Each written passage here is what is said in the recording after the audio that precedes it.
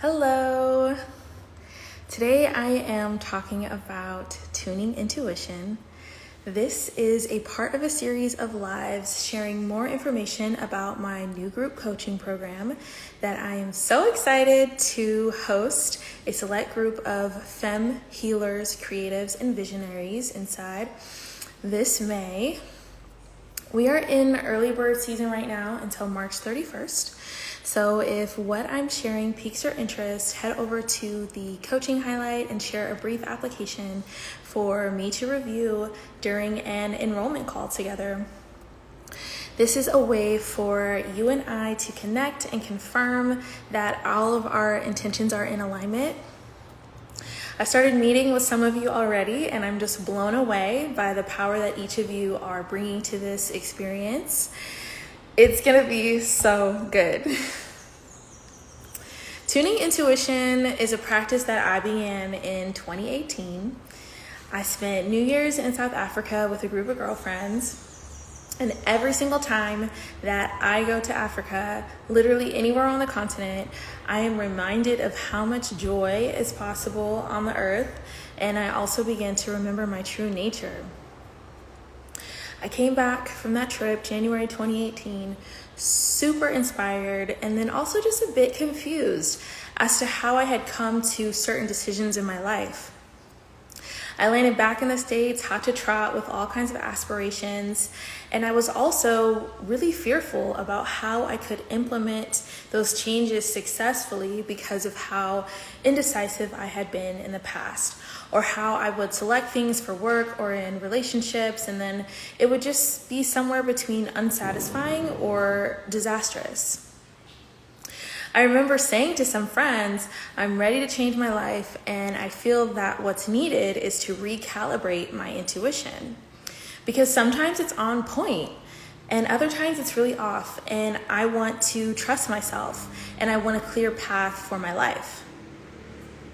So I focused on self-inquiry, asking myself what my core beliefs were, where I had gotten my beliefs from, my likes and my dislikes, feeling into the nudges that would point me in certain directions, trying to distill where those nudges came from, and even the feeling of what a yes was for me. Was it a pure yes? Was it a yes out of obligation? Were the nudges that I felt from my high self? Were they from deep-rooted fears? Were they from God? Were they from my parents? Were they from my friends and what I thought would be acceptable? I continued on this path of self-inquiry as I continued to make choices that wouldn't last, and I just continued to feel into what brought me there. Over time, I could feel that I was getting closer and closer to my aligned path, and then the worst happened. I was on a trip celebrating all of the deep study that I had done and the new boundaries that I had set and just the new perspective that I had for myself and my life. I loved my confidence, and I felt so free to be me. I was dancing all over the place. I was making new friends with magical people. And in the midst of all of that, trigger warning, I was raped.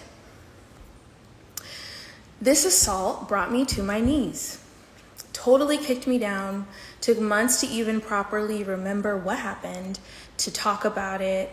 And I was just in such a deep state of dissociation, a freeze response. It felt so offensive for this to have happened to me in my moment of celebration. And of course, this experience took me into deep healing. Something that was undeniable during that process was how my intuition tried to warn me well before there was any danger. When I met this person, immediately my body started to reject the encounter. My stomach was upset. I had this generalized anxiety that I didn't understand. And I was just like, oh, this person's so nice. Like, I was very confused by how my body was not feeling safe and comfortable. And it was annoying. I was like, dang, body, like, chill, like, everything's fine. But now in hindsight, I'm like, oh, wow, that was my successfully recalibrated intuition saying to stop, saying to get out, saying to hang out with different people on this trip. And what I loved about that in hindsight was this idea that, like, okay, my intuition is light years ahead of this physical realm. It operates on an energy that at the time I didn't really have a sensitivity towards. And this intuition of mine can protect me if I have an unwavering trust in it. I realized it was my greatest superpower. At that point, I became 10 times more devoted to understanding and cultivating trust in my intuition. And I can say now that there are so many situations that I've been protected from because I listen to my body. I've left locations early, I've moved, I've gone to bed earlier than expected, I've headed home, only to find out later that disaster had struck right where I was.